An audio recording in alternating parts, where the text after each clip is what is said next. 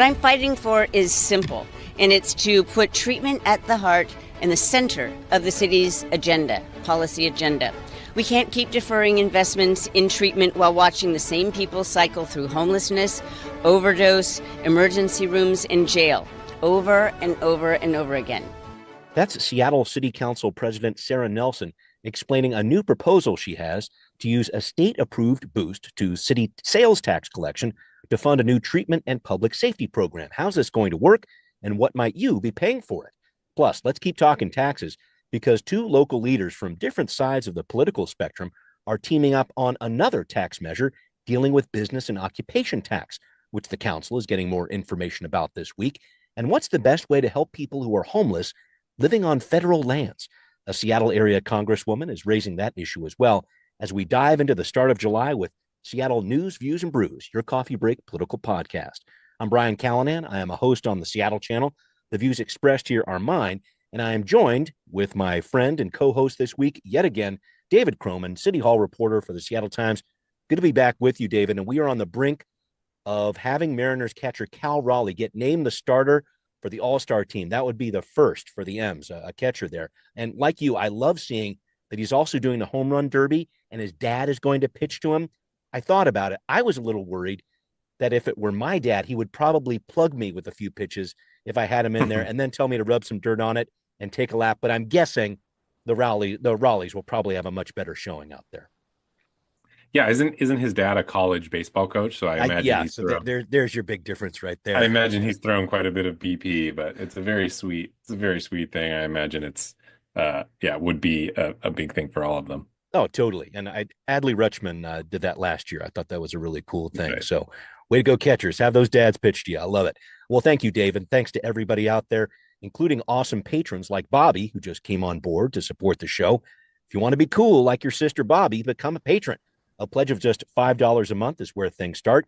You get access to patrons first content, like the episode we had last week on educational issues with Dr. Stefan Blanford. You also get yourself a very cool Seattle News, Views, and Brews decal. So check it out, Seattle News, Views, and Brews on Patreon. Also, you can find this podcast on Converge Media. The video version is on Converge Wednesday nights at 7. All right, let's get this party rolling. Time for Right Here, Right Now.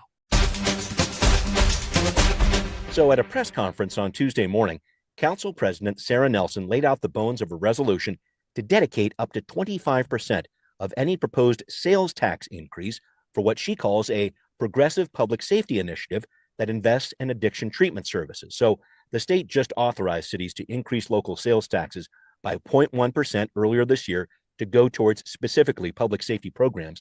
And Nelson says her goal is to put treatment at the center of the city's agenda, filling gaps in existing services to support the city's progress on public safety. So, David, I was doing some quick math here. It's estimated this tax hike, if the council wants it, goes through with it, would add about $35 million to the city's coffers. And so 25% of that, $8.75 million, if I'm doing the math right, getting close to $9 million there. And Council President Nelson was listing a lot of possibilities for this money: on-demand treatment, diversion services, etc. So my question is, what impact is a bit less than $9 million going to make, and where's this money going to actually go? What do you think of this? Yeah, I think it's not going to be a global solution by any stretch. I think it's probably first worth backing up and saying that the mayor hasn't proposed using this tax yet, which he probably will do because it's kind of free money at a time when there's a budget deficit. But I've asked the mayor about it, and they're non-committal about whether or not they would actually take advantage of this tax. I mean, it is a sales tax, and they're conscious of the fact that sales taxes are aggressive. But assuming he does propose it, then globally, of course, it's not going to necessarily be a sea change in the fentanyl epidemic. But there are some fairly interesting and targeted places you could spend this money. We've talked about it before, but the pilot program to basically pay for people to go to private treatment instead of Medicaid treatment, that has, it's a simple way to go about it. Privately funded treatment is usually open. There's usually spots there, which is much, much different than Medicaid treatment. And, that's always been a big thing is somebody says, I'm ready to go through treatment, but Medicaid, it's like a 3-month wait list and then something changes. So, I think expanding a pilot program that already exists in Seattle to get people into private treatment could be one way to do it. Yeah, Council The President other would Nelson be, mentioned that too. Keep going. yeah, would be, expanding access to Sublocade. I don't know what the emphasis is, but it's Yes. basically injectable form of buprenorphine, which hmm can last, I think, like a month or something like that. And that's a pretty big deal for folks who might not always be in one place at a time. So, Yeah. would this money end the fentanyl epidemic? No, I don't think anyone's making that argument, but it's a new area for Seattle that Yeah. has mostly been county and state led. And so, I think there are a few areas where, at least for a select number of people, it could make a significant difference. In terms of where this money could go, it's supposed to go towards public safety measures. Does putting this percentage of it potentially, again, if the council goes through with it, if the mayor's into it, et cetera, does putting a certain percentage of it towards treatment, is that going to work? I just think of the other competing public safety interests of the city, including making sure they're paying for these new officers that are coming on, which are costing a lot of dollars here. Is there going to be a conflict there? How do you see that coming to a head? I think possibly, yeah. I think it's possible because, I think that the data coming out of their hiring numbers seems to be pretty legitimate. It Mm-hmm. appears that they are, in fact, hiring more officers than they have in recent years. And so that's going to cost more money. And in, previous years, they've actually underspent their budget. It seems to suggest that they will probably overspend their budget this year. So the question is, are they going to be $35 million over budget? Mm, Probably not. yeah. So yeah, I think there's a potential for some competition here. But both state legislators and city politicians talk about how public safety isn't just about cops on the street. It's Yep. a combination of all things. And Yep. I think it would be hard for the mayor to come and, oppose a resolution like this, talking about Sure. spending more money on treatment. Last piece on this. I was looking at something that Ryan Packer wrote in the Urbanist about this. So this would be a 0.1% sales tax increase on top of a 0.1% public safety sales tax increase and a 0.1% transportation benefits district sales tax that the King County Council is also planning to put in place here. So the sales tax rate here in Seattle would be going higher, possibly up to 10.65%, if I'm doing my math right, with the city and county add-ons thrown in there, reaffirming it as one of the highest sales tax rates in the country. I just wonder if the critics who are accurately pointing out that sales tax can be regressive here, is that going to be part of the pushback on this plan, or do you see that taking root at all? For sure. And I suppose that's why, Mayor Harrell was asked about this at a press conference last week. Are you gonna do this proposal? And he hemmed and hawed a bit because of that. I think what happens is each 0.1% sales tax bump feels, it's small. This is like a really important thing. We all And care about maybe 30 treatment. bucks a year for your average taxpayer there, making about 75 grand a year. Keep going. Yeah, so it's just each individual little bump feels pretty small, and so it's easily justified, and most people in the Seattle area end up supporting it. Yeah. You hear that enough times, and then you look back on 10 years, and you're at a 10.5% sales tax rate, which Mm-hmm. is, like you said, pretty aggressive. And sales tax is widely viewed as rightfully as the most regressive way to tax people, because everyone pays the same rate. Yeah. And yeah, I think at a certain point it does get tough to swallow. The answer that Council President Nelson said is, it was the Black Caucus in the legislature that pushed for this sales taxing authority, and it is, the Black community who's most disproportionately affected by public safety uh, issues in the city and addiction and in need of treatment, and disproportionately represented by Black individuals. And so she's saying, this is coming from the community who would benefit from it the most, and so therefore I feel justified in proposing this. Yeah, I'm very interested to see where this goes. And we're talking more about taxes on the program in just a little bit, but I did want to mention there's plenty of other activity on the city docket this week. The council finally approving Sean Barnes as Seattle Police Chief, which we've talked about on the show. The mayor signing the legislation to speed up link light rail permitting and construction, a few of the highlights there. But one you might not be tracking is in the Land Use Committee on Wednesday. Councilmember Alexis Mercedes Rink sponsoring the Roots to Roofs program, an affordable housing measure that looks a heck of a lot like the Connected Communities measure former Councilmember Morales sponsored last year. So this is a pilot that would allow up to 35 projects across the city to take advantage of additional density allowances. They can build higher there as long as they set aside at least 25% of planned housing units as affordable for lower income households for up to 50 years. Plus, there are additional density bonuses on parcels that previously were under racially restrictive covenants, which are now illegal. David, what do you make of this reboot? I feel like there might be something a little different here in that there's a co-sponsor in Councilmember Mark Solomon, which is a bit of a leg up on what former Councilmember Morales had going with her proposal.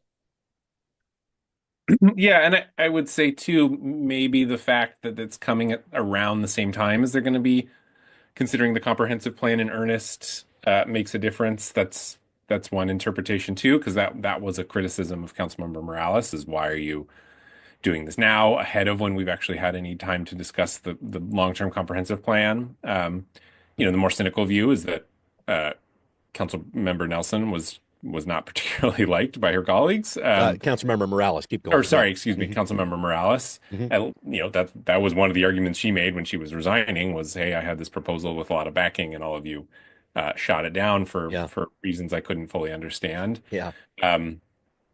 Whereas, Councilmember Rink, of course, she's politically not always in line with a lot of the council, but does seem to be a little more adept at kind of politicking within City Hall, as we saw, with this B&O tax proposal we'll talk about a little more.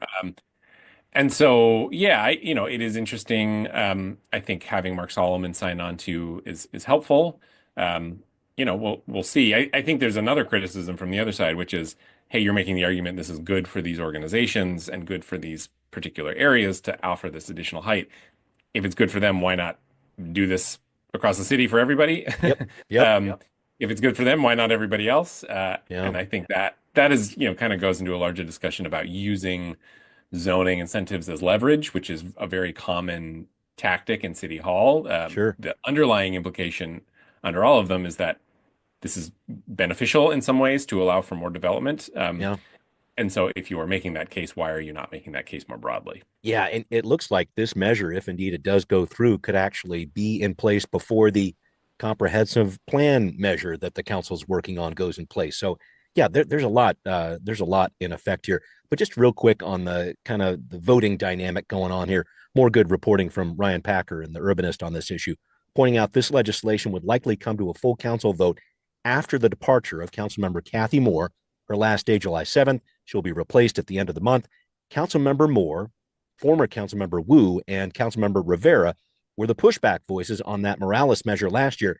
And Rivera will be the only one of those left on the council by the time this most likely comes up for a vote.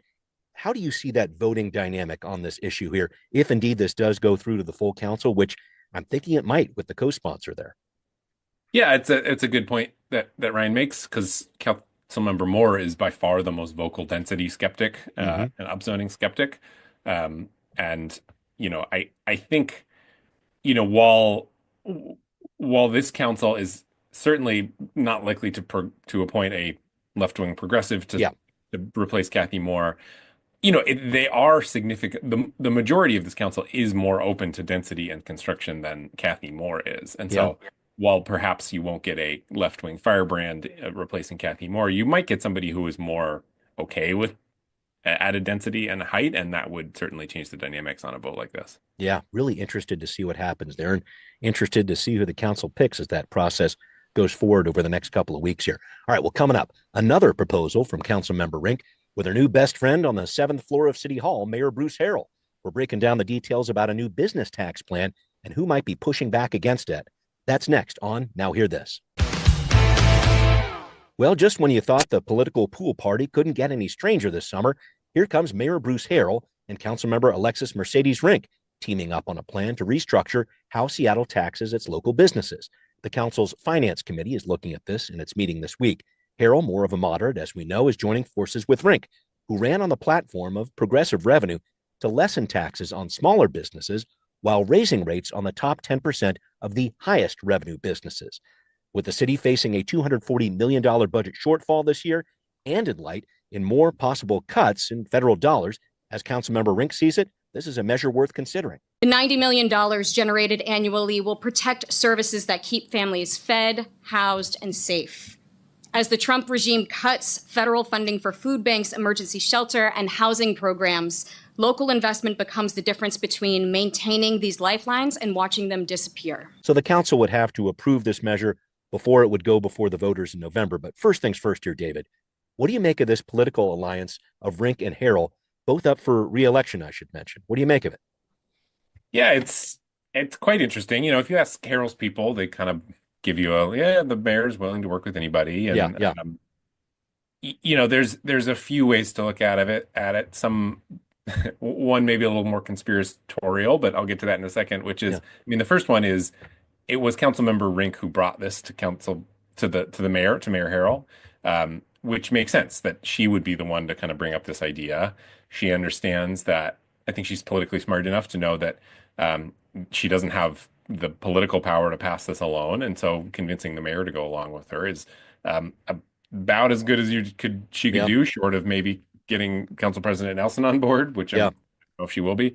And for Harrell, it solves a bit of a problem, which is the budget. They are saying they have done everything they can to avoid deep cuts, and without new revenue, they would have to do that this year. I think there's still going to be cuts nevertheless, but so and then it also kind of offers this narrative that is a little different than what we've seen in other kind of quote progressive revenue conversations around, because it includes these cuts to taxes for most businesses. 90% they estimate will see lower rates, and 3/4 will pay no B&O tax at all. And so it's got this kind of pro small business approach. Of course, the problem is we are talking about gross receipts, which is always the problem in these contexts, because gross receipts are not income, not profit. And so that means that grocery stores and restaurants are both industries with super high expenses and really slim margins are going to have a hard time with this. And, that was really the fatal flaw of the 2018 head tax debate, is once you had, say, a Wajimaya showing up to City Hall and testifying against it, it becomes politically more difficult to do. And so, in Seattle, it is good politics to say you're taxing the rich and the corporate. We saw that with the social housing vote. I think Bruce Harrell knows that. I think Alexis Mercedes Rink knows that. The problem is it's not as clean on something like this, because it isn't just super wealthy corporations. It's, like I said, local grocery stores, which are already kind of having a hard time in Seattle. PCC is going to pay a higher rate because if this passes. So, it's an interesting dynamic that kind of scratches the progressive revenue itch while giving Harrell a decent narrative here, but is going to be a politically tough fight. Yeah, for sure. There's ever so slightly a little bit of an echo of when former Councilmember Sawant was running and was really all about the $15 minimum wage. And then Mayor-elect Ed Murray was on his way to becoming elected and co-opted it into his campaign. It's interesting to me to see how a council and a mayor that I think what came in over this past year, very much on the moderate side, are starting to swing a little bit more towards that progressive side. I think you could make that argument with this. You could make that argument potentially with that treatment option that Council President Nelson is talking about. Do you see that larger political move at work here, David? Yeah, it's a good question. I think on the revenue side, yes, I do see that, because this was a council that talked big about auditing the budget and finding efficiencies, and there have been some cuts, but was pretty clear early on that they weren't going to find the level of cuts that they would need to actually close this deficit. And so in that respect, there was a certain reality that set in that actually trimming the budget to the point of closing the deficit would be pretty dramatic and not politically popular. And so it became more politically expedient to talk about new revenue. We saw Councilmember Rob Sacco was at this press conference, which suggests he's on board with this proposal. So on that respect, yes. On the treatment stuff, I don't know. I think Council President Nelson has been pretty vocal about wanting more treatment options for a while. So I'm not sure that's necessarily All right. But I guess I on was the trying to revenue side, stretch the blanket a little too far there, but I definitely am seeing some different ideas from the council when it comes to revenue. I guess is the through line I'm seeing there because, like you say, they've got to do something here. This forecast when it comes to the economy is relatively dismal, and 240 million. You're not going to be able to get that with cuts. I mean that's the bottom line I'm seeing here. yeah, I mean, you could get it with cuts, but it would be cuts that people would feel Yeah. in a real way. It would mean short library hours, community centers closing, Yeah. uh, fewer street sweepers, Mm-hmm. slower response times and power outages. There's impacts. There are sort of, I think they have canceled all of the consultant contracts that they can cancel That's right. at this point, which is always their first step is to, Yep. and I think, you know, they've probably stopped going to conferences and stuff like that are Sure. cuts, but people don't feel. I think to get to 240 million, you start talking about slowing down certain city services that people would feel in a real way. And Yeah. there might be an argument that that's the price to pay, but it's not a Yeah. politically popular one in City Hall. Yeah. Yeah. Fair point there. There's a national issue I wanted to touch on with you here, David. A proposal from U.S. Congresswoman Pramila Jayapal, repping the 7th District, which covers most of Seattle. She's introduced a bill called Housing Not Handcuffs. This would prohibit federal agencies from removing homeless people on federal land if they have nowhere else to go. The timing of this, very close to the anniversary of the Grants Pass versus Johnson decision from the U.S. Supreme Court, which allowed cities and states the ability to make living outside illegal, which has definitely happened in the state of Washington in places like Auburn and Burien. And David, I don't know if this is going to go anywhere in a Republican dominated Congress, but I just thought it was a very novel approach to this issue. What do you make of this? Yeah, I don't think it's going to go anywhere. Yeah. Um, yeah, I mean, there's a lot of talk these days about selling off federal Right. lands. That's kind of why I would had it in my mind too. And where did this land go? And yeah, and this so-called big beautiful bill, et cetera. Keep going. Yeah, and I don't know how many people live on federal lands. Yeah. It's all pretty new to me. Yeah. You know, I think it's a good bill for Mila Jayapal Right. because it kind of there's her uh, progressive credentials, I suppose. Yeah. But it's hard for me to take it too seriously because it isn't going to go anywhere. Yeah. Yeah. I know what you mean. It's interesting because when the Supreme Court made its decision last year on this in this Grants Pass case, they said it's not cruel and unusual to punish people sleeping outdoors, even if there was no other alternative provided. So even if some sort of miracle happened and this bill from Jayapal was to pass, I just don't think it would withstand a court challenge either. But I guess what I'm seeing here is she is trying to raise more public awareness about what is happening with the homeless crisis across the country and trying to bring it up to a federal level because certainly I think we've seen it from the Trump administration. They're talking about clearing out a lot of public lands. They're talking about clearing out a lot of people who are homeless. And this is her attempt to try to push back on that, I guess. Yeah, I think that's probably right. And I do Yeah. think serious conversations around what to do about homelessness are lacking at the Yeah. federal level. Yeah. There are blunt, uh, sweeping conversations happening, but not nuanced ones about what would actually make a difference. And so, if this brings that conversation to the federal level, sure. Right. Again, it's just Yeah. so out of the realm of possibility of what Yeah. anyone, in a trifecta administration. But maybe you get it out there and then uh, sort of like what happens in the Washington legislature. You get a bill on the record and then keep introducing it until you have the politics for it and it Yeah. passes. Yeah. That might be the way we see something here.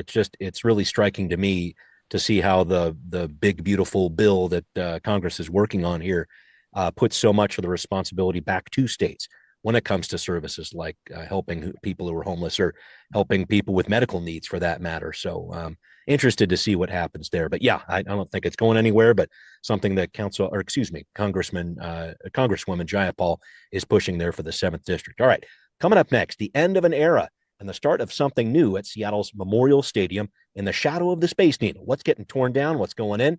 We're discussing that coming up on What's Next. Well, in case you missed it, there was a farewell ceremony late last week for Seattle's 77-year-old Memorial Stadium. site of the city's first TV broadcast of a high school football game in 1947, also a hosting area for the World's Fair in 1962. In its place, there will be a modern facility, a 6,500-seat stadium that preserves the memorial wall honoring local high school students who died in World War II. Everything else will be demolished. A $140 million project here, David, paid for with private funding plus money from the city and school district. And voters approved this plan back in 2022. And it's been through a few delays here, but it looks like this project will be coming through. It won't be done, though, until 2027. So after the World Cup comes to town next year. David, a fond farewell to Memorial Stadium. How do you look at this project?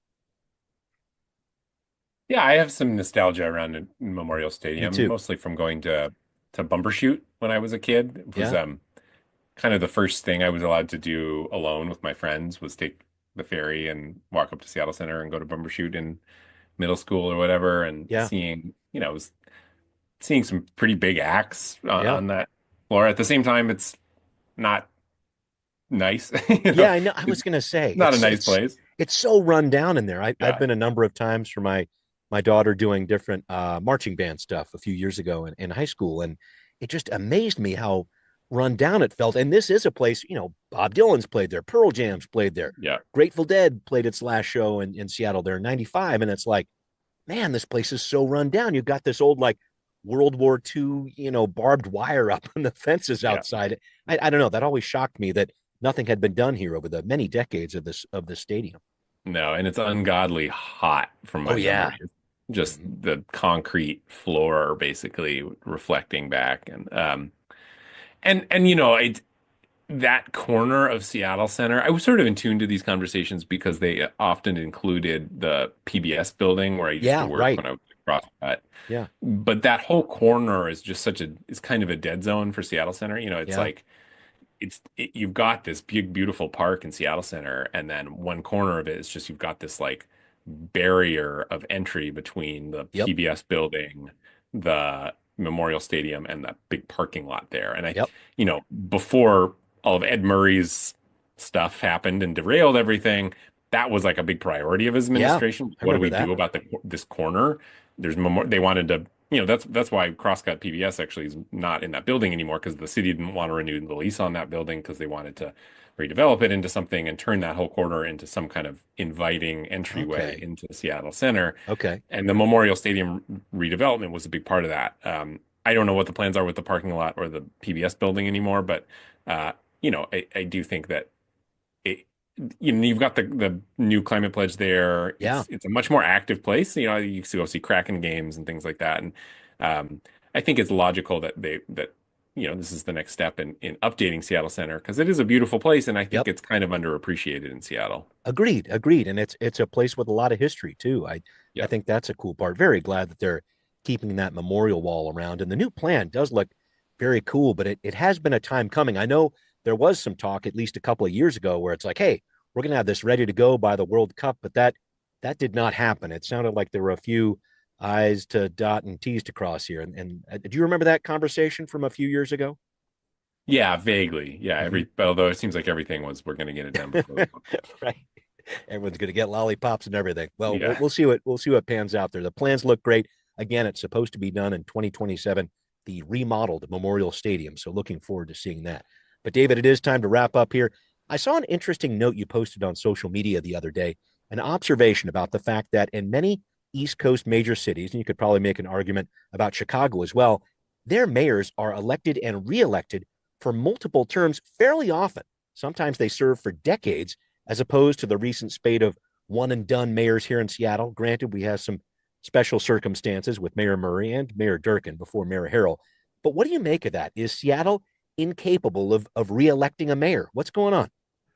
Yeah, lately, I think it's the maybe a symptom of growth or Mm, something. It's going to be uncomfortable, and City Hall just hasn't quite kept up. I don't know. I mean, like you said, you can kind of look at individual circumstances, but I think it's noteworthy that Nichols, McGinn, Murray had his things. Nichols had Durkin, two terms, but yeah, he had, but he lost as on an that third incumbent. one. Yep. Mhm. And it's not like he decided not to run. Like the voters actually kicked him out. Yes. I think it fits into the theme of voters' dissatisfaction with leadership. I don't know. I couldn't tell you what's behind it. And whereas contrast, I remember being in New England and working in New England when Yeah. I think it was, I can't remember his name, Menino, the Boston mayor. Oh, okay. There's a guy there who'd been there for 20 years, and it was Yeah. like everybody talked about him like their old buddy. No Yeah. one around here talks about the mayor in such positive terms as what I heard when I Yeah. was over there. So I don't know what it is. The guy that I met actually in Providence, Rhode Island, my sister went to Rhode Island School of Design, was Buddy Cianci. Oh yeah, yeah. May he rest in peace. Here was a guy who served for decades, then went to jail for some sort of grifting, terrible thing, made his own pasta sauce that he sold and marketed while he was in jail, and then got reelected on the other end of his term. It's like, Very Rhode what is Island. happening? Yeah, it was a very, very Providence thing, but yeah. Yeah. Rest in peace, buddy. That's some interesting stuff. We'll see what happens here in Seattle again. Mayor Harrell going for a second term here. He's burnishing his credentials with a few different people over the last couple of weeks here with some of the work he's been doing. But yeah, we're just about a month away from that primary, so we will have to see. David, thank you so much for joining me. Thanks to everybody who is listening to Seattle News, Views, and Brews, where you can always find out what's brewing in local politics. Thanks again to patrons who support the show. Bobby, you're number one. Really appreciate it. Thanks for jumping in. That special Patrons First podcast was for you. If you want to be a patron, please consider a pledge of $5 a month or more on Patreon to be a patron. Listen on Apple, Spotify, wherever you listen, we are there for you. Thanks also for watching on Converge Media. See you next time. Seattle News, Views, and Brews is an independent production of Callanan Media Services. Copyright